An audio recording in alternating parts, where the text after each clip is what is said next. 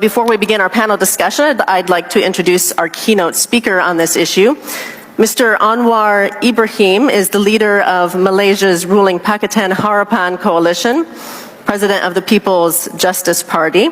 He served as Deputy Prime Minister from 1993 until 1998, and Finance Minister from 1991 until 1998. For his principled stance on issues of justice and the rule of law, he has spent over 10 of the past 20 years in solitary confinement as a prisoner of conscience. During this time, he's also written and lectured extensively on topics including good governance, human rights, and political reform, and has held teaching positions at Oxford, Johns Hopkins, and Georgetown universities. Please welcome Mr. Anwar Ibrahim. 2 years after 9/11, an outstanding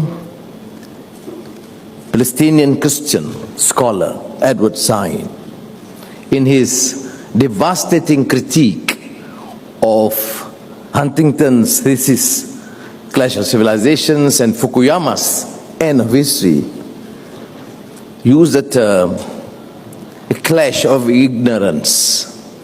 We are, in our discourse today, is dealing with a society completely ignorant of another.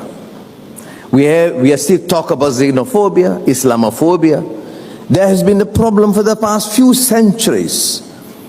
The Oriental studies determine how we perceive ourselves and our understanding of our history, our community, and our faith.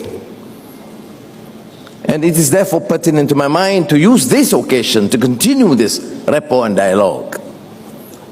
There must be an attempt, a serious attempt to understand and appreciate what T.S. Eliot in Bird Norton talks about or referred to, distracted from distraction by distraction.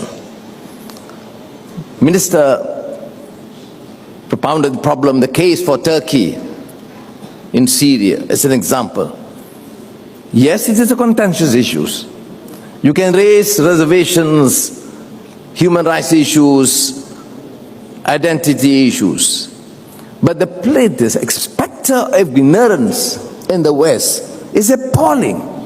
There's no concern for terrorist activities. There's no concern for the safety and security of nations. It's just pure prejudice and pure rhetoric based on utter ignorance. Now, I'm using the term ignorance here, not necessarily in terms of not knowing, but no attempt to appreciate the difference. It's always a classic case that we Muslims, when we talk about differences of religions and identities, the Quranic thesis is lita'arafu, is to appreciate and understanding, not only tolerating one another. So it is therefore pertinent in our case to continue this dialogue and debate, that not only do we need the West to understand us, but we too to understand that the West, or United States of America in particular, is not homogeneous.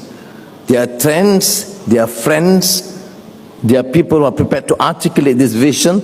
Edward Said, as I referred to, is an American, so is T.S. Eliot. But we have to take a bolder move, and I must commend the initiative taken by TRT in this forum.